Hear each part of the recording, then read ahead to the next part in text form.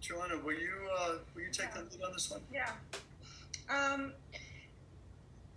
mean, again, to project our own kind of realities when we were looking at all these works onto it, but this idea of isolation with this one. I mean, so many of the works and the shows that we're looking at and that are in the show have and you talk about the importance of the technical practice, but this light was so just gorgeous in my opinion.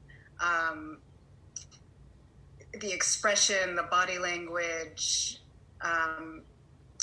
very, all very quarantine, the melancholy, I wouldn't say it's necessarily sad, but there's a defeat in it, but there's, the glow of the light is also somehow warm and comforting. I just feel like with this particular piece, I kept going back and forth with, emotionally how it was receiving it.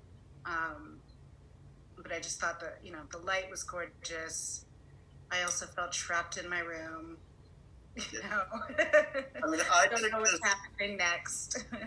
I took this as I'm not even sure if this is true, but somehow it looked like a hotel room to me, and that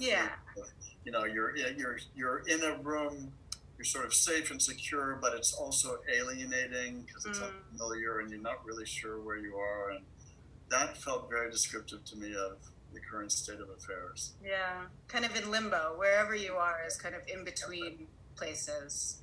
Exactly. Yeah. It's funny, it also reminded me of the emotional approach that Hopper had towards his portraits of Joe in a room. That you could say it felt depressed, but in some ways it was really more about being isolated, feeling estranged somehow. Yeah. All right, Nicholas, let's go on to the next grouping.